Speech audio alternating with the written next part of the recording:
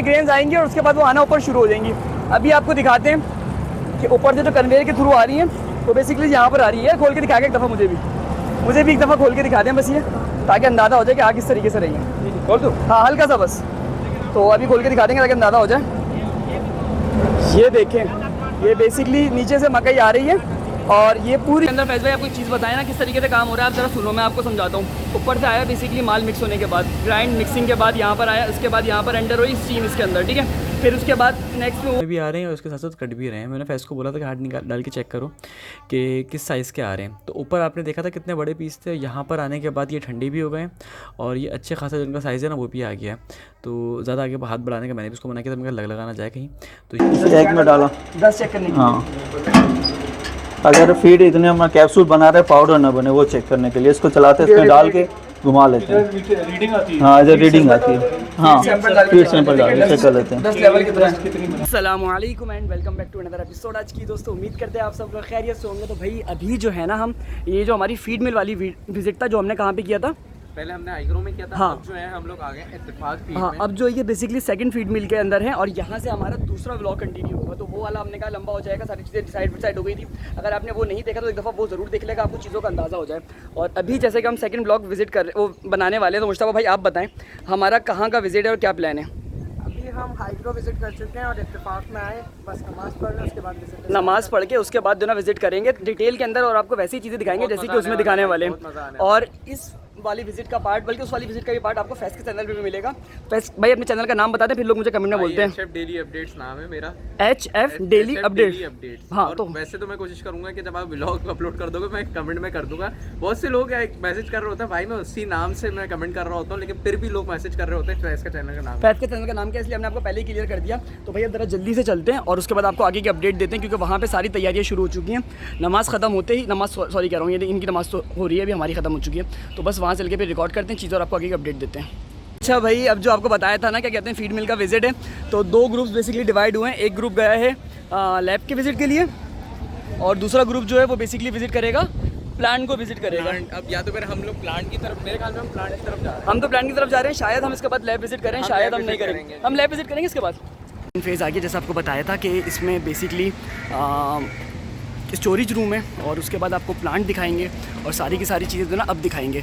Video शायद 2 दफ़ा मैं ये बात बोल चुका हूँ, लेकिन मैंने कहा मिस ना हो जाए, इसलिए इसको हम दोबारा रिकॉर्ड कर रहे हैं और दोबारा जो है ना चीज़ें आपको रीविज़िट करा रहे हैं। बेसिकली रीविज़िट से मुराद है कि सेकेंड इंडस्ट्री की रीविज़िट करा रहे हैं। तो बेसिकली ये जो है ये मेडिकेशन का डिपार्टमेंट है और यहाँ पे सारा जो सामान रखा हुआ है ना मेडिसिन से रिलेटेड रखा हुआ है। लेकिन ये सबसे पहले मेडिसिन की स्टोरेज है यहाँ की, और यहाँ पर जो है ना क्या कहते हैं कुछ बेसिकली मेडिसिन का वाइटामिन्स वगैरह दिखाएंगे आपको कहाँ पड़े हुए हैं।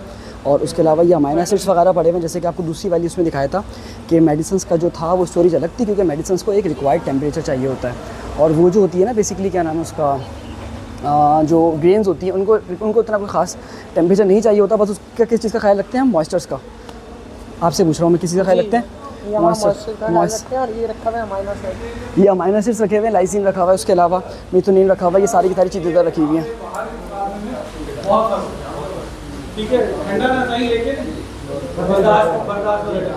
ये जो है ना बेसिकली यहाँ पर फैंस वगैरह लगाए हुए हैं, प्रॉपर सीलिंग करी हुई है ताकि ह्यूमिडिटी इन्वायरमेंट ना हो। उसके अलावा स्टोरेज इन्होंने बताया कि 15 से 20 दिन की है बस, ताकि ज़्यादा से ज़्यादा लाइफ मेंटेन रहे। एक फ़ैन लगाया हुआ है और इस तरीके से ना सारी की सारी चीज़ों को प्रॉपर वे के अंदर मेंटेन किया हुआ। फैज़ भाई ऐसा ही है ना, ऐसा ही है, क्या बोला है मैंने? इधर जो है टेम्परेचर जो है ना कूलिंग रखते हैं, इतना ज़्यादा कूल नहीं, बस नॉर्मल रखते हैं। यहाँ पर बनता है प्रीमिक्स, हमने लास्ट वाली वीडियो में देखा था कि इस तरीके से प्रीमिक्स बनता है दूसरी मिड में। यहाँ पे इनके लिए बनता है, इसकी कैपेसिटी शायद 1 टन के करीब है ऑलमोस्ट, मुझे नहीं मालूम लेकिन इसके आसपास है। अब जो है वो सेकंड अगेन स्टोरेज है, मैं मालूम करता हूँ किस चीज़ की स्टोरेज है। इस रूम में जो हम एंटर हुए हैं और चेक करते हैं इधर क्या क्या चीज़ें अवेलेबल हैं, किस किस तरीके से हम इन चीज़ों को समझ सकते हैं। ये जो पार्ट है ना आपको जैसे कि बताया कि ये स्टोरेज रूम है, यहाँ पर मल्टीपल ग्रेन स्टोर हैं और उस तरफ देख रहे हो मकई है, उसके अलावा कहीं और देख रहे हो तो फ़िश मील पड़ी हुई है और उसके अलावा सोयाबीन पड़ी हुई है। और इनकी जो है ना सोयाबीन एक्सट्रैक्शन भी बराबर में ही है, यानी कि सोयाबीन को खुद एक्सट्रैक्ट करते हैं और उसके बाद इसको यूज़ करते हैं। अच्छा, ये डंपिंग स्टेशन है, यहाँ से डंप होगा। हाँ, यहाँ से डंप होगा फिर ऊपर जाएगा, है ना? ये जिस तरह एपीसी खोली है डाला ही सही है, यहाँ से ये कन्वेयर है, पूरा चेन है ना, सही है, सही है। तो करिए तो ऊपर जाएगा, ठीक है। ठीक है ठीक है ठीक है। अच्छा भाई ये सेकंड थर्ड पार्ट है बेसिकली स्टोरेज के बाद, और स्टोरेज के बाद यहाँ पर क्या चीज़ है, सेकंड पार्ट सॉरी, स्टोरेज के बाद ये यहाँ से जाएंगे यहाँ पे इस डंप में डंप करेंगे इसको। यहाँ पर कन्वेयर लगा हुआ है और कन्वेयर के थ्रू ये यहाँ से गई सीधी लाइन में और वो ऊपर गई। ऊपर जाने का आपको छत पे दिखाते हैं कि किस तरीके से इसको बेसिकली यूज़ किया जा रहा है। तो ये हमारा सेकंड पार्ट होगा। यहाँ पर जो भी पड़ा हुआ है ना वो APC पड़ी हुई है। APC से मुराद है animal by product. Animal by product से मुराद है कि वो प्रोडक्ट जो हमें जानवरों के गोश्त से, खून से, हड्डियों से मिलता है, जिसको अच्छी तरीके से यूज़ किया यानी कि अच्छी तरीके से प्रोसेस किया जाता है, उसके बाद इसको यूज़ करते हैं। तो बेसिकली ये चीज़ जो है ये नेक्स्ट है। मैंने अभी हमें एक बात बताई कि ये जो APC है ये बेसिकली इम्पोर्टेड है और लोकल मैन्युफैक्चर नहीं है। खैर हमने जो दूसरी एक मिल में देखी थी वहाँ पर भी मुझे नहीं पता क्या थी। ये मेज़ है। एक काम करेंगे ना, अभी सर से बात करके 10 मिनट हमारे पास हैं, आके सारे के सारे जो ना इंग्रेडिएंट्स को पकड़ के चेक करेंगे अच्छे से कौन सा इंग्रेडिएंट क्या है, ठीक है। ऐसी है चलिए भाई आगे चलते हैं, आगे आप पास से लेके। अच्छा जी भाई ये जो आप देख रहे हो ना ये सारा का सारा कुकिंग ऑयल है और साथ में पोल्ट्री ऑयल है और बेसिकली इसको फीड में यूज़ क्यों किया जाता है आपको ज़रा ये बताते हैं। इसको सिर्फ इसलिए यूज़ किया जाता है कि एक तो ये फीड की पैलेटेबिलिटी जो होती है कि जो पैलेट्स बनते हैं ना उसको उसकी ग्रिप को बनाने में स्ट्रॉन्ग करता है। दूसरा ये बहुत अच्छा एनर्जी सोर्स होता है। फीड की एनर्जी इंक्रीज़ करने के लिए जो यूज़ होती है, जैसे कॉर्न होता है, कॉर्न में बहुत ज़्यादा एनर्जी होती है। साथ साथ जो ये कुकिंग ऑयल होता है ये भी इसीलिए यूज़ होता है कि एनर्जी प्रोवाइड करता है। साथ में इसके अलग भी चीज़ें और भी बहुत सारी चीज़ें जैसे कि मैंने आपको बताया कि पैलेटेबिलिटी बढ़ाता है और जो उसकी पैलेट्स होती है उसको स्ट्रॉन्ग करता है। तो मेरे हिसाब से अगर देखिए हो सकता है कैलकुलेशन में हल्का फुल्का फ़र्क हो, लेकिन शायद 4 से 5 kg यूज़ होता है या 2.5 या 3 kg यूज़ होता है 1 टन बेसिकली फीड के अंदर। तो अगर क्या कहते हैं किसी को प्रॉपर फॉर्मुलेशन चाहिए तो वो कॉन्टैक्ट कर सकता है या हमारा कोर्स भी बाय कर सकता है जिसके अंदर डिटेल है कि बेसिकली फीड की फॉर्मुलेशन क्या होती है। देख रहे हो सारा का सारा ऑयल है और ये जो नीचे पूरा का पूरा टैंक है ना ये ऑयल का भरा हुआ है। और मैंने कहा रखा टेम्परेचर वगैरह भी चेक कर लेते हैं कैसा है, तो बिल्कुल कुछ भी नहीं था, नॉर्मल टेम्परेचर था और उस पर जो है बेसिकली इसको रखा हुआ था। तो मैंने कहा चेक तो करें किस तरह का ऑयल, लेकिन नॉर्मल अच्छी क्वालिटी का ऑयल था। दिखाया था कि जहाँ से बेसिकली ग्रेन्स एंटर हो रही है ना वो आने के बाद आ जाती है छत के ऊपर, ठीक है। और छत से मुराद है कि ये जो अलग अलग पाइप्स लगे हुए हैं इनमें कन्वेयर के थ्रू ये आती हैं और आने के बाद यहाँ से ट्रांसफ़र होती हैं। फॉर एग्जाम्पल अगर मैं आपको दिखाऊँ तो ये देखें ये पाइप है सीधे के सीधे, इसके थ्रू ये ऊपर आ रही है और आने के बाद ना मुझे पता है शोर बहुत ज़्यादा होगा। अगर मुझे पॉसिबल लगा तो मैं इसको ऑडियो रिमूव करके फिर अपने ऑडियो ऐड कर दूँगा क्योंकि इंडस्ट्री है भाई, शोर होगा। अब हमारी वीडियोस को बंद नहीं करेंगे ना इसको, तो मैंने हल्का सा वो खोल के दिखाया किस तरीके से वो आती है। अब बेसिकली है क्या सीक्वेंस कि नीचे से ग्रेन्स आएंगे और उसके बाद वो आना ऊपर शुरू हो जाएंगी। अभी आपको दिखाते हैं कि ऊपर से जो कन्वेयर के थ्रू आ रही है वो बेसिकली यहाँ पर आ रही है। खोल के दिखा के एक दफ़ा मुझे भी एक दफ़ा खोल के दिखा दें बस ये, ताकि अंदाज़ा हो जाए कि आग किस तरीके से रही है। खोल दो, हाँ हल्का सा बस, तो अभी खोल के दिखा देंगे ताकि अंदाज़ा हो जाए। ये देखें ये बेसिकली नीचे से मकई आ रही है और ये पूरी की पूरी लाइन में एक कन्वेयर लगा हुआ है, उस कन्वेयर के थ्रू ही आ रही है और उसके थ्रू जो ना सारी की सारी कहानी चल रही है। तो ये एक छोटा सा आइडिया था कि आपको अंदाज़ा हो जाए कि किस तरीके से खुलती है और बंद हो जाती है। कर दे बंद कर दे, हाँ कर दे। तो बस मैंने एक छोटा सा आपको आइडिया दे दें ताकि आपको पता हो कि कन्वेयर सिस्टम काम किस तरीके से करता है, किस तरीके से लेबर को मिनिमाइज़ किया जाता है। अच्छा ये मैं आपको बता दूँ, कोई ऐसा बंदा ना बोले कि मैंने कोई उसको ऐसी चीज़ दिखा रहा हूँ, कोई बहुत इंग्लिश चीज़ दिखा रहा हूँ। मैं एक नॉर्मल ब्लॉग कवर कर रहा हूँ उन लोगों के लिए जिनको इन चीज़ों का नहीं पता। मैं आपको दिखाऊँ यहाँ पे अच्छी खासी फीड मिल मौजूद है, एक वो फीड मिल है, एक वो फीड मिल है, एक वो फीड मिल है और अलग अलग कंपनीज़ हैं क्योंकि यहाँ पे बेसिकली जाइंट है। जो भारो है ना यहाँ पे आपको बहुत सारे कंट्रोल शेड छत से मुझे बने बनाए दिख रहे हैं। मैं आपको ज़रा दिखाऊंगा आगे जाके जो हमें रास्ते में दिखे, जो शेड से दिखे, क्योंकि पूरा का पूरा जैसे कहते हैं ना कमर्शियल प्रोजेक्ट जो रखते हैं वो फिर शहर के बाहर ही रखते हैं क्योंकि प्रोडक्शन जो होती है ना वो यहाँ से यूटिलाइज होती है। यहाँ पे सिचुएशन ये है कि ये छोटे वाले बिन से एंटर होने के बाद ये नीचे गया, नीचे आके ग्राइंडर आपको दिखा दिया था मैंने, ग्राइंडर दिखाऊंगा बल्कि ग्राइंडर होने के बाद दोबारा वापसी आता है और फिर यहाँ से जाता है बिन में। बिन में आपको नीचे दिखाता हूँ किस तरह के बिन है। इनके पास बेसिकली साइलोज नहीं है इतने बड़े बड़े, इनके पास बिन है और पर बिन की जो कैपेसिटी है वो नियर अबाउट 10 टन है if I am not wrong. और they have multiple bin, for example 16 के करीब दे बिन यानी कि ऑलमोस्ट 160 की इनके पास कैपेसिटी है फॉर स्टोरेज इन बिन। उसके अलावा तो अच्छी खासी स्टोरेज है यानी कि 160 टन अलग है। अच्छा शोर बहुत है इसलिए मैं आवाज़ को ये बारी मिनिमाइज़ करता हूँ अपनी। अच्छा जी ये जो आप देख रहे हैं ना ये जो सेटअप है यहाँ पे इस फ्लोर के ऊपर एक तो ग्राइंडर वगैरह इसकी आपको ज़रा डिटेल बाद में देंगे। जो बेसिकली छन्ने वगैरह के लगे हुए हैं, ये ऊपर से जो पाइप आए ये आ रहे हैं बिन के अंदर। वो हमने आपको बताया था कि बिन जिसकी कैपेसिटी 10 टन है ना, ये नॉर्मल वाला बिन है। और ये असल में है कौन से फ्लोर पर अभी आप देखेंगे, ये टॉप फ्लोर पर है, मेरे हिसाब से 4th फ्लोर पर है जहाँ तक का मुझे मालूम पड़ता था।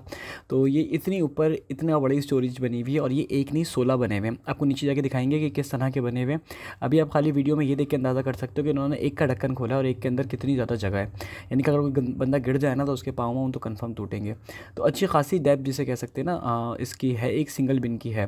तो वो वाला व्लॉग ज़रूर देखेगा जो इससे पहले वाला हमने हाईग्रो का रिकॉर्ड किया, तो उसमें भी बहुत सारी ऐसी चीज़ें थी जो आपको समझ में आएंगी, वो मैं यहाँ पर मैं आपको शायद ना समझा सकूँ। और ये ऊपर से जो पाइप आ रही है, यानी कि मैंने आपको जो बताया था ना कि पाइप के थ्रू ये सेटिंग है, तो हर इंग्रेडिएंट अपने बिन के अंदर जाएगा। ये सारी चीज़ें पहले ही कैलकुलेटेड होती हैं, ऐसा नहीं होता कि कोई इंग्रेडिएंट किसी और बिन में चले जाए, क्योंकि सब कुछ ऑटोमेटिकली मशीन के थ्रू, क्या कहते हैं, कंप्यूटर के थ्रू ऑपरेट होता है। फॉर एग्जांपल अभी आपको हम दिखाएंगे आगे जाके जो इनका कंट्रोल रूम है वो कितना खूबसूरत बना हुआ है और कितनी खूबसूरत तरीके से ये चीज़ें रिकॉर्ड हो रही हैं। ये एक और बिन है, मैंने कहा इसको भी खोल के चेक करते हैं इसमें क्या चीज़ मौजूद है। तो अब जब इसको खोल के चेक किया ना तो लाइट ज़रूरी है ना, लाइट के बगैर तो काम नहीं बनेगा। मैंने मोबाइल की लाइट से चेक किया, इतना अंधेरा था कि कुछ दिख ही नहीं रहा था। लेकिन आप देखोगे कितनी बड़ी कैपेसिटी, अभी मैंने लाइट का बोला है इनको, तो ये लाइट लेकर आते हैं, फिर आप देखेगा, आपको अंदाज़ा होगा कि इस तरीके के कितने सारे आपको नीचे ये बने हुए दिख रहे हैं। और हर किसी के अंदर जो ना अब अलग किस्म का इंग्रेडिएंट स्टोर हुआ है।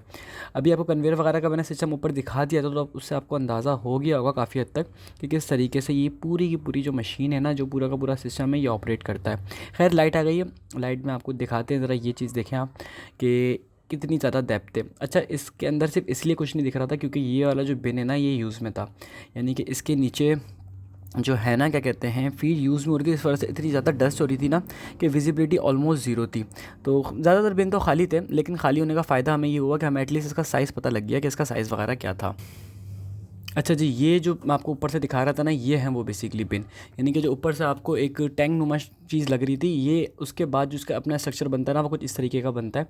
ज़रा ये लड़के वगैरह हटिए, फिर आपको ज़रा दिखाते हैं कि ये देखें कि जो सिंगल आपको दिख रहे हैं ना, इस तरीके के 16 हैं और 16 हैं और सबकी कैपेसिटी तकरीबन 10 टन के करीब है।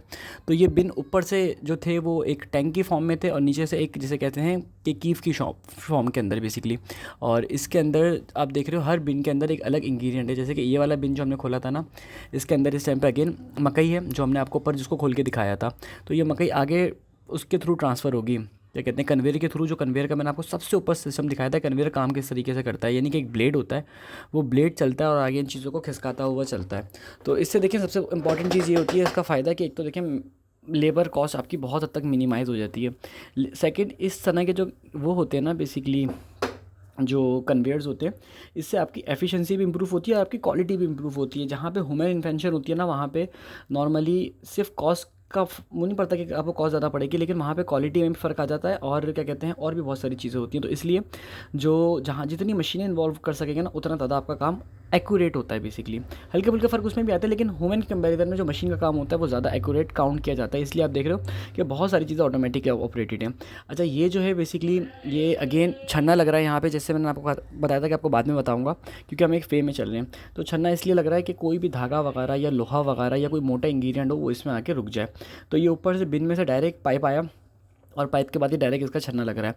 और इसके पीछे जो आपको मशीन दिख रही है एक और ये वाली, ये भी अगेन छान रही है, ये मोटे पार्टिकल छान रही है। और वो जो है वो धागे वगैरह या कोई और ऐसी चीज़ जो बेसिकली हार्मफुल हो, क्योंकि इसमें मैग्नेट लगा हुआ है, जो आपको सामने की मशीन दिख रही है ना।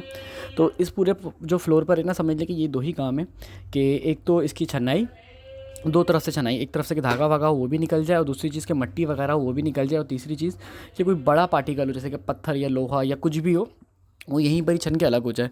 और इसके साथ ही एक छोटा सा बैग लगा हुआ था जिसमें दोनों सारा का सारा जो गंद है ना वो स्टोर किया जा रहा था, फिर ताकि उसको स्टोर करके छान के फिर आगे फेंक दिया जाए। कोई काम की चीज़ तो निकाल ली जाए, वरना इसको आगे फेंक दी जाए। तो इस तरीके से ये वाले फ्लोर पे सामान वगैरह ऑपरेट हो रहा था। ये भी अगेन ऊपर बिन से कनेक्ट है और ये आपस में बीच में बेसिकली कनेक्टेड है। उससे आगे चलते हैं, आपको एक चीज़ और दिखाते हैं। अच्छा जी, ये जो है ना, ये आप देख रहे हो, ये है ग्राइंडर। और इस पे जो मोटर लगी हुई थी ना वो 70 हॉर्स पावर की लगी हुई थी और इस तरह के मल्टीपल ग्राइंडर थे। इसके बिल्कुल पीछे आपको एक और ग्राइंडर दिख रहा होगा। तो इसके अभी आप दिखेंगे ना, जब मैं इसकी तरफ जूम करूँगा तो आपको दिखेगा। तो ये ग्राइंडर जो थे ना, ये भी समझ लें कि अच्छी कैपेसिटी पे ऑपरेट करते थे। मेरे हिसाब से शायद 2 या 2.5 टन की कैपेसिटी थी सिंगल टाइम की। तो अच्छी कैपेसिटी जिसे कहते हैं। और ये सबसे इंपॉर्टेंट पार्ट भी हम कह सकते हैं फीड मिल का, क्योंकि ग्राइंडिंग के बगैर तो कोई काम ही नहीं हो सकता ना। खैर किसी भी पार्ट के बगैर का काम नहीं हो सकता। मैं इन जनरल आपसे बात कर रहा था। अभी इसका आपको ग्राइंडिंग हुआ मटेरियल भी दिखाऊंगा और इसके बाद आपको मिक्सिंग वाला फ्लोर दिखाएंगे कि मिक्सिंग किस तरीके से होती है। अच्छा जी भाई, ये आ गया मिक्सर। और ये जो मिक्सर आपको दिख रहा है ना, इसकी कैपेसिटी भी अच्छी खासी थी और मेरे ख्याल से 2.5 टन थी। और इसमें जो है जितनी भी ग्राइंडिंग के बाद जो एक फॉर्मुलेशन की होती है वो इसमें आगे मिक्स होती है। जैसे कि जितने भी इंग्रेडिएंट्स होते हैं, मेडिसिन होती हैं या फिर मल्टीपल इंग्रेडिएंट्स होते हैं, सपोज़ कर लेते हैं कि 18 इंग्रेडिएंट है तो 18 के 18 इंग्रेडिएंट जो है ना वो यहाँ पर आगे मिक्स होंगे इसके अंदर। तो बहुत बड़ा था और था ये ऑटोमेटिक कम्प्लीटली, लेकिन थोड़ा सा जिसे कहते हैं ना कि एक तो चीज़ें थी जो मुझे इसकी समझ में नहीं आई, लेकिन बहुत अच्छा जिसे कहते हैं कि अगर 2-2.5 टन ये 4-5 मिनट में मिक्स कर सकता है तो अंदाज़ा कर सकते हो उसकी कैपेसिटी क्या है। अगेन इसकी मोटर भी 60 हॉर्स पावर की थी क्योंकि अच्छी खासी पावर कंजम्पशन थी। मेरा दिल कर रहा था मैं इसको खोल के ऊपर से चेक करूँ, लेकिन ये चल रहा था तो मैंने कहा फीड बहुत ज़्यादा आएगी, सारे कपड़े ख़राब हो जाएंगे, तो इसलिए हमने इसको ऊपर से चेक नहीं किया। अंदर फैज भाई आपको एक चीज़ बताया ना किस तरीके से काम हो रहा है, आप ज़रा सुनो, मैं आपको समझाता हूँ। ऊपर से आया बेसिकली माल मिक्स होने के बाद, ग्राइंड मिक्सिंग के बाद यहाँ पर आया, उसके बाद यहाँ पर एंटर हुई स्टीम इसके अंदर, ठीक है। फिर उसके बाद नेक्स्ट में हुआ थोड़ी सी हीट इंसर्ट, और उसके बाद जो ये वाला फॉर्म आप देख रहे हो ना, यहाँ से निकल रहे हैं पैलेट बन के। अगर ज़्यादा हीट हो जाएगी और अगर ज़्यादा प्रेशर हो जाएगा तो भी माल नहीं निकलेगा। ज़्यादा हीट हो जाएगी तो ख़राब हो जाएगा, ज़्यादा प्रेशर हो जाएगा तो भी फ़र्क पड़ेगा, और ज़्यादा स्टीम हो जाएगी तो लिक्विड फॉर्म में आ जाएगा, और कम हो जाएगी तो उसमें फ़र्क आ जाएगा। तो इतनी अच्छी मैं आपको वीडियो बना के दे रहा हूँ ना, इस पर आपने मुझे एक लाइक देना है, ठीक है यार आपने 50 कमेंट लाजमी करने हैं। 50 कमेंट लाजमी करना है। ये हमारे बैच के दूसरे लोग आ गए, हम इनसे पूछें बात छाला खैरा खैरा खैरा खैरा पूछा। अच्छा, अभी जो मैंने आपको पैलेट मशीन दिखाई थी उसकी जो बेसिक क्या कहते हैं जो पैलेट्स निकलते हैं वो किस तरह निकलते हैं मैं आपको बताता हूँ। मैंने आपको कंप्लीट प्रोसेस तो समझा दिया था वीडियो में, लेकिन पैलेट्स निकले हुए नहीं बताए थे। तो ज़रा पैलेट्स निकले हुए मैं आपको दिखाता हूँ किस तरीके से निकलते हैं और क्या फॉर्म होता है। तो ये देख रहे हो ना, ये मशीन है बेसिकली हाई प्रेशर के चक्कर में पैलेट्स निकलते हैं, और अभी ये लंबे लंबे हैं सारे के सारे। अभी नीचे जाएंगे बेसिकली क्रम्बल मशीन में, वहाँ पर ठंडे भी होंगे, ड्राई भी होंगे, उसके अलावा छोटे फॉर्म्स में भी आएंगे। ज़रा आपको दिखा देता हूँ। देखें, हो सकता है कुछ मशीनरी मैं शायद गलत जगह पर जोड़ दूँ, लेकिन तरीकाकार ये है कि आपको एटलीस्ट सिर्फ और सिर्फ आइडिया देना है। मैं एक्सपर्ट नहीं हूँ, ना ही मैं इनके अंदर आता हूँ। मैं सिर्फ फर्स्ट टाइम आया था, बल्कि सेकंड थर्ड टाइम आया था, फोर्थ टाइम आया था एक्चुअल में। तो अब हो सकता है कोई ऐसी चीज़ हो जो किसी की मशीन डिफरेंट हो, किसी का कोई प्रोसेस डिफरेंट हो, लेकिन मैं आपको आइडिया इंशाल्लाह ज़रूर दे दूँगा कि किस तरीके से यूज़ होते हैं। अच्छा, अब जो मशीन देख रहे हो ना, इसके अंदर बेसिकली जो फीड है वो ग्राइंड हो सकती है और ठंडी भी हो सकती है। सारी की सारी छन्नी लगी हुई है, और यहाँ से ये इसके छोटे छोटे क्रम्बल्स फॉर्म में भी आ रहे हैं और उसके साथ साथ कट भी रहे हैं। मैंने फैस को बोला था कि हाथ निकाल डाल के चेक करो कि किस साइज़ के आ रहे हैं। तो ऊपर आपने देखा था कितने बड़े पीस थे, यहाँ पर आने के बाद ये ठंडे भी हो गए और ये अच्छे खासा जिनका साइज़ है ना वो भी आ गया है। तो ज़्यादा आगे हाथ बढ़ाने का मैंने भी उसको मना किया था, मैं लगाना जाए कहीं। तो ये देखो बेसिकली यहाँ पर ये जो ना अच्छे खासे ग्राइंड हो चुके हैं, तो ये बट के लिए अब यहाँ पर ओके हैं। तो ये एक छोटा सा था क्रम्बल। जो ये जो है ना बेसिकली यहाँ से वो अगेन फीड की पैकिंग शुरू होगी, और फीड की पैकिंग का जो मटेरियल है सबसे लास्ट स्टेप जिसे हम कह सकते हैं, ये बेसिकली हर दफ़ा 50 kg मेजर करेगा। अच्छा, ये जो है ना ये मैनुअली है। एक तरफ वेइंग स्केल आपको दिख रहा है लगा हुआ, ये रहा, और वेइंग स्केल बेसिकली ये लगा हुआ, और वेइंग स्केल के पास इन्होंने फीड को लोड किया। अब इसको लोड करने के बाद जो है ना फीड प्रॉपर वे के अंदर बढ़ गई। अच्छा, कौन सी जीरो वो है ग्रोवर है जी। अच्छा भाई, ये जो है ना दोबारा से आपको ज़रा दिखा रहे हैं भाई, और मैं कहा तीसरी दफ़ा रिपीट करते हैं भाई। ये आ गई फीड, इसको उतारा नीचे, उसके बाद बंद कर दिया, वहाँ पे उसका वेट हो गया जैसे ही 49-50 के करीब होगा, इसको लॉक कर देंगे। एग्जैक्टली 50 तो कभी भी नहीं हो सकता, हल्का फुल्का कभी ज़्यादा, हल्का फुल्का कभी कम होगा। और लॉक करने के बाद बेसिकली एक बंदे ने इसको उठाया और उसके बाद इसको मशीन से सी दिया, और ये बैग हो गया तैयार। अब ये वाला बैग तैयार है ना, बेसिकली ये अब जाएगा आगे और स्टोरेज रूम के अंदर, वहाँ से जो ना फिर कहानी को आगे हम लेके जाया करेंगे। अब आ गया है कंट्रोल पैनल, और ये सारी की सारी जो मशीनें थी ना उनको कंट्रोल करने के लिए यहाँ से ऑपरेट होती हैं। यहाँ पे एक ऑपरेटर होता है जो एक एक चीज़ पे नज़र रखता है। जैसे कि आपने हाईग्रो फीड मिल में देखा था, उनका जो था वो थोड़ा सा बड़ा था साइज़ के अंदर। यहाँ पे इनकी थोड़ी सी ना प्रोडक्शन कम है, थोड़ी सी कम है, ज़्यादा कम नहीं है। तो इनके पास भी हर एक सिंगल बिन का एक डिटेल डेटा आ रहा है, और हर सिंगल बिन का हर चीज़ का इनके पास आइडिया है। यानी कि यह यहाँ से डिसाइड करेंगे कि कौन सा बिन चलेगा, कौन सा बंद होगा और किस तरीके से काम होगा। अगेन इनके पास भी सारे के सारे वही वॉकी टॉकीज़ वगैरह थे, ताकि कोई भी अगर इन्होंने सिग्नल देना तो फ़ौरन ये बंदे को दे सकें। तो बहुत जिसे कहते हैं ना यार, प्रॉपर तरीके से बहुत कैलकुलेटेड वे के अंदर बनी हुई होती है। मेरा ख्याल था कि फीड मिल के अंदर खाली दो चीज़ होती होंगी, एक मिक्सर होता होगा और एक वो होता होगा क्या कहते हैं ग्राइंडर होता होगा, या एक पैलेट मशीन होती होगी ज़्यादा से ज़्यादा। लेकिन अब अंदाज़ा हो रहा है कि चीज़ें कितनी ज़्यादा खूबसूरत तरीके से बनी हुई हैं। और ये जो आप देख रहे हो ना पूरा का पूरा पार्ट, ये रूम अगेन यहाँ की जो इलेक्ट्रिक्स थी ना उनको कंट्रोल करने के लिए, तो बहुत बड़े बड़े तरीके के पैनल्स बने हुए थे। इसमें एक पैनल मुझसे कवर नहीं हो सका, लेकिन उस पैनल के अंदर भी जो था ना बेसिकली जो यहाँ के ऑटोमेटिक जो मशीनरी हैं उनको मेंटेन करने के लिए था। हमने जो इससे पहले वाली देखी थी हाईग्रो, उसके अंदर ये पैनल्स और जो क्या कहते हैं कंप्यूटर था वो एक साथ ही था। इसमें बराबर बराबर रूम में, इसमें थोड़ा सा डिफरेंट है, लेकिन दोनों में एसी इंस्टॉल था ताकि जो वो है क्या कहते हैं जो मशीन जो वो हैं जो पैनल्स हैं वो बेसिकली कूल रहे हैं। तो ये छोटा सा मैंने आपको आइडिया देते हैं यहाँ पे पूरा का पूरा। अच्छा भाई, अब जो जा रहे हैं ना वो बेसिकली लैब की तरफ जा रहे हैं और पहले लैब का विज़िट करेंगे, उसके बाद आपको प्लांट, बल्कि नहीं पहले प्लांट का तो हो गया ना, अब लैब का विज़िट कराते हैं आपको। लैब में एंटर हो रहे हैं और क्या कहते हैं, मेरी आवाज़ थोड़ी सी बैठ गई है, लेकिन हम भी तो ना आहिस्ता आहिस्ता करके आपको। अस्सलाम वालेकुम। खैरियत से? अस्सलाम वालेकुम। इरफान साहब जो ना मुझे बताएंगे कि किस तरीके से कौन कौन सा लैब का अप्रेंटिस यूज़ होता है, इक्विपमेंट यूज़ होता है, ठीक है सर? पहले स्केल पे आते हैं। जब सैंपल लेके आते हैं स्केल पे हमने वेट करना होता है पहले, उसका वेट ठीक करना है, उसका वेट करना होता है ताकि जैसे भी होता है, यानी कि फॉर एग्जांपल ले लो आप, प्रोटीन है, सही है। प्रोटीन टेस्ट है, प्रोटीन टेस्ट का हमने 1 ग्राम सैंपल लिया है और उसके अलावा हमने फाइबर लिया। अच्छा, कोई भी इंग्रेडिएंट है उसका प्रोटीन अगर चेक करना है तो हाँ, अच्छा, हाँ। और फीड जो है उसका भी हो सकता है? उसका भी हो सकता है, सही है। उसमें। और ये ओवन है, इसमें हम मॉइस्चर लगाते हैं। मॉइस्चर से मुराद है कि कितनी उसमें ह्यूमिडिटी है? हाँ, उसमें कितनी नमी है, उसमें कितनी ह्यूमिडिटी है, अच्छा, वही ये है। कितनी देर का पता लग जाता है अगर इसमें मॉइस्चर लगाते हैं? इसका 2 घंटे के लिए, 2 घंटे के अंदर? 2 घंटे होते हैं, 2 घंटे के बाद जो बेसिकली इसके अंदर वेट होगा उसको ट्राई करने के बाद जो एक्चुअल वेट आएगा तो मॉइस्चर उसका पता लग जाएगा। हाँ, पता लग ऐसा ही जाएगा। है ना? उसके बाद इससे निकालने के लिए कितने हम टेम्परेचर पे वैसे करते हैं मॉइस्चर प्रूफ? टेम्परेचर इसका लिखा हुआ है, यानी कि 137 पे 137 के ऊपर 2 घंटे के लिए 2 घंटे के लिए को गर्म कर लेते हैं, गर्म कर लेते हैं। गर्म करके डेसिकेटर में रखते हैं 15 मिनट के लिए ताकि वो ठंडा हो जाए। ताकि ठंडा हो जाए। और इसमें उसके बाद रखने का रीज़न क्या है कि मॉइस्चर एब्जॉर्ब ना करे एयर से? हाँ, आप वेट करें। ऐसे ही है? उसके बाद इसका वेट कर लेना होता इसका है, वेट कर लेते हैं, ठीक है। उसके बाद ये आ गया के जंदान, नीचे apparatus आ गया। इसके apparatus अलावा आ मुझे गया। बताएं किसके लिए यूज़ होगा? इसका के लिए ना हम पहले 1 ग्राम सैंपल जो वहाँ से लेके आते हैं, प्रोटीन का लेकर आए ठीक थे। है, प्रोटीन का लेके हमने, सही है। और उसका जो हमने ये लिक्विड बनाया, इसमें H2SO4 मिक्स है फिर और मिक्स, साथ में हमने सैंपल भी है, सैंपल मिक्स कर दिया, ठीक है। सैंपल मिक्स कर दिया।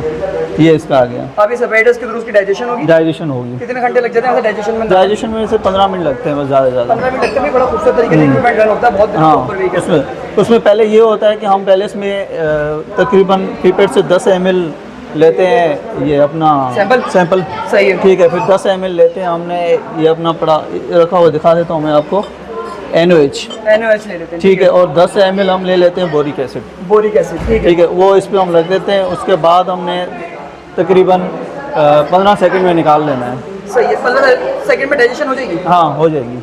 सही है, ठीक है। अच्छा भाई, वो वाली डाइजेशन अलग होती है जिसमें फ्यूम्स निकलते हैं? हाँ, फिर निकल अंदर ही है वो अलग है? वो अलग वो है। किस चीज़ के लिए होती है? वो भी इसकी डाइजेशन के लिए होती है, वो अंदर ही होती है। वो अच्छा, पहले ये वाला स्टेप होगा, हाँ, उसके बाद वाला स्टेप होगा? हाँ, नहीं, पहले वो होगा स्टेप, बाद में ये स्टेप होगा। अच्छा, चलिए मैं वाला स्टेप भी समझा देगा हमें किस तरीके से होगा, ठीक है हाँ, ना? हाँ। चलिए। और ये आ गया हमारा फर्नेस, ये बेसिकली फर्नेस है। इसमें हम जो है ना ऐश लगाते हैं, ऐश चेक करते हैं इसमें फर्नेस में 2 घंटे के लिए। 2 घंटे के लिए करते हैं?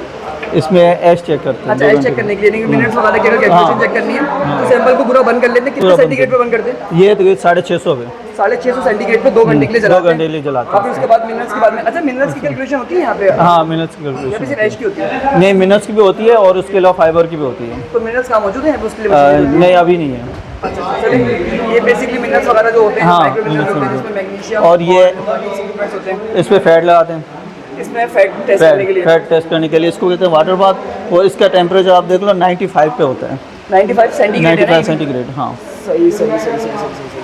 इससे बेसिकली इसको बेसिकली 2 घंटे, 2 घंटे के लिए। 2 घंटे अच्छा, के किस लिए। चीज़ के लिए कहा था आपने मुझे, जरा दोबारा बताएगा? ये है Fiber check हमारा, करने के लिए? नहीं, ये ऑयल चेक करने के लिए, ऑयल फैट। चेक करने के लिए, फैट चेक करने के लिए। हाँ, इसमें फैट कितना है सैंपल में। अच्छा, इसमें केमिकल डलता है पेट्रोलियम से रिलेटेड, क्या नाम था उसका? इसमें डालते हैं हम ये हेक्सिन, हेक्सेन डालते हैं। हाँ, हेक्सेन। ठीक है, हेक्सेन डालते हैं। हेक्सिन। अच्छा, मुझे वो लास्ट वाली डाइजेशन दिखा दें। हाँ, इस वाली। हाँ, ये अंदर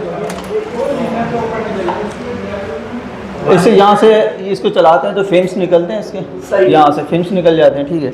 और यहाँ पे इसको हम पकाते हैं। बेसिकली यहाँ पर हीट किया जाता है। हाँ, और हीट इसको किया यहाँ जाता से अलग इसलिए लगा हुआ है कि जो हाँ, फ्यूम्स निकलते हैं वो फ्यूम्स निकलते हैं, unhealthy खतरनाक। होते हैं, हाँ, अलग। बर्दाश्त नहीं हो सकते। तो इसलिए इसको भी यहाँ से डायरेक्ट वो ओपन एयर में चलेगा तो ओपन एयर में तो नुकसान नहीं होंगे, नहीं होंगे। लेकिन एक क्लोज एनवायरनमेंट में अगर हो तो फिर वो सांस के मसले सांस में ऐसे ही है। बिल्कुल ऐसे ही है। चलो, शुक्रिया सर। और मैं कहता हूँ कोई चीज़ है तो नहीं कि उस तरफ का पार्ट रहता है? उस तरफ है हमारे पास। उसमें रहता है। चलिए, वो बात भी बात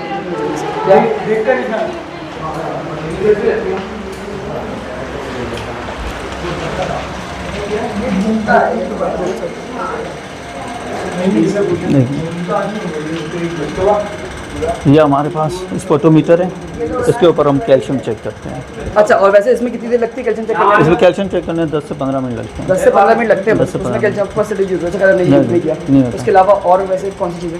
उसके अलावा हमारे पास अलाइज़र है, ये स्पोटोमीटर अलाइज़र भी है, और इसमें हम जो भी कैस्टिस के वो भी लगाते हैं। ये इसमें ब्लड टेस्ट लगते हैं, ब्लड टेस्ट के लिए यूज़ करते हैं। ना ब्लड टेस्ट। तो ब्लड टेस्ट के जो बर्ड्स वगैरह यहाँ पर हैं? बर्ड्स वगैरह, हाँ बर्ड्स वगैरह नहीं है, ये सैंपल लेके आते हैं बाहर से। हाँ किट्स हैं, सही सही। किट्स होते हैं। हाँ हाँ कैल्शियम है। तो ब्लड की टेस्ट से रिपोर्ट किस काम में आती है? ये असल में डॉक्टर साहब करवाते हैं, अच्छा अच्छा अच्छा। उनको बताऊँ, उनको रिपोर्ट देंगे। अच्छा ये इसका जो जैसे हम फीड में पाउडर कितना है, पाउडर चेक करने के लिए 10 से 10 चेक करने चेक करने के लिए। जैसे ये कैप्सूल बना हुआ है ना, कैप्सूल बना हुआ है, तो ये कैप्सूल जब टूटता है तो इसको देखते हैं कि इसका कितना है, इसके अंदर पाउडर जमा है। हाँ वो चेक करते हैं। नहीं तो क्या कहते हैं, कितना लेवल वैसे सेफ होता है जो आप लोग चेक करते हैं अंदाजा? जाएंगे अंदाज़ा ना, इसमें हमने डाला ना, इस एक में डाला। 10 चेक करने के लिए। हाँ अगर फीड इतने हम कैप्सूल बना रहे पाउडर ना बने, वो चेक करने के लिए इसको चलाते हैं, इसमें डाल के घुमा लेते हैं। रीडिंग आती है। हाँ इधर रीडिंग आती है। हाँ फीड सैंपल डाल के चेक कर लेते हैं। 10 लेवल कितना है? कितनी बना होता है, इसको हिलाते रहेंगे तो टूटता है कि नहीं टूटता है। ये पूरा हिलता है यूँ।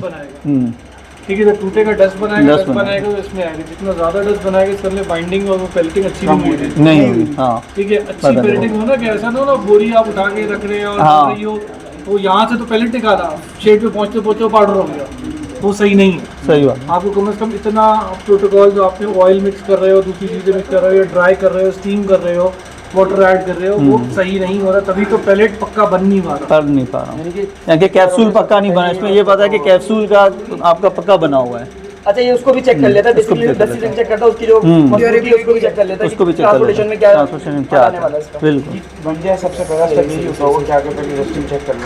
ये सारी चीज़ें दोबारा होंगी ना फाइनल फिनिश प्रोडक्ट में। कौन से शुरू करेंगे? Protein, H, fibre, calcium, phosphorus, सारी चीज़ें होती फिर यहाँ पर। जिनकी फीड बनने के 2 दिन तो कम से कम रहती होगी फिर। नहीं देखो, फिर नहीं। अगर को बैच टू बैच सैंपल आ जाता आ है, जाता है अगर बेस्ट टू आपका बेस्ट। ट्रक का बैच पीछे का एक ही है तो डेफिनेटली बैच डिस्टर्ब नहीं होगा। हाँ, टेस्टिंग के लिए इनके पास आता रहेगा, 1 से 2 दिन में होता रहेगा। गाड़ियाँ जब आती हैं बाहर रुक जाती हैं, बाहर रुकती हैं, तो जब हम यहाँ पे सैंपल करते हैं, मगर उससे पहले जो है ना गाड़ियाँ इन कर देते हैं, उतार देते हैं, बाद में हम सैंपल कर लेते हैं। फिनिश प्रोडक्ट को आप ये कहेंगे फिनिश प्रोडक्ट में होल्ड करूं जब तक मेरे लैब रिजल्ट्स नहीं आ जाए, तो ये इसलिए ज़रूरी नहीं है कि आपने इनिशियल बैच चेकिंग की हुई है पहले ही वो। ठीक है। अच्छा, उसके बाद एक दफ़ा उस इंग्रेडिएंट की बेस पे, उस फॉर्मुलेशन की बेस पे आप टेस्टिंग कर चुके हैं, ये आपके रिजल्ट्स आ रहे हैं ना, आपका प्रोसीजर चेंज हो रहा है ना, आपका इंग्रेडिएंट चेंज हो रहा है ना, कुछ और चेंज कर रहे हैं, तो फिर इतनी कोई इंपॉर्टेंस नहीं है। हाँ, सैंपल लेके लैब ज़रूर आ जाएगा कि फलाना टन जो चला था उसका ये सैंपल है, फलाना टन जो चला था उसका ये सैंपल है। ये अपने हिसाब से रन करते रहेंगे, क्योंकि उनको ये भी पता है कि वो जो बैच प्रोड्यूस हुआ है वो कौन से शेड पे गया है। भाई तो अब ब्लॉग को भी एंड कर देते हैं, और जो भी था ना अपडेट हमने आपको दे दी। हमने खाना शाना खा लिया है और निकलने का टाइम था मेरा मुँह तक ग्रेन्स को रिकॉर्ड करने का, पर खाना खाने में भी अच्छी खासी देर हो गई। और सुबह के निकले हुए हम लोग, सुबह के निकले में पता लगे फालतू में रह जाए और कहानी जो ना इनकम्प्लीट हो जाए। एक आध ग्रुप फोटो ले लेते हैं और उसके बाद जो ना आगे की अपडेट देंगे। 2 मिनट रुक जाते हैं बस। भाई अपनी मंजिल के लिए काम जाने या लास्ट टाइम एंड हो रहा है। मैंने कहा आपको सिर्फ पॉइंट दिखा दूँ। उस वाले ब्लॉग में तो मैंने दिखाया था कि हम KU के पॉइंट में आए थे, यूनिवर्सिटी ऑफ कराची, और ये दिया किसने था? मुस्तफ़ा कमाल ने, हमारे टाइम के भाई ने। तो बस मिलते हैं कल के एपिसोड में, अपना ख्याल रखेगा। आई होप अगेन मैं कह रहा हूँ ये ब्लॉग आपको अच्छा लगा हो, जैसा भी लगा उसका रिव्यू मुझे ज़रूर देना। साथ साथ अगर हमसे कोई पोल्ट्री फार्मिंग सीखना चाहते हो तो फार्मिंग का कोर्स भी बाय कर सकता है, जिसकी फीस है 2500 रुपीज़, जिसमें फार्मिंग से रिलेटेड मैंने बहुत सारी चीज़ें डिटेल में गाइड करी हुई है। मिलते हैं कल के एपिसोड में, अपना ख्याल रखेगा। अल्लाह हाफिज़।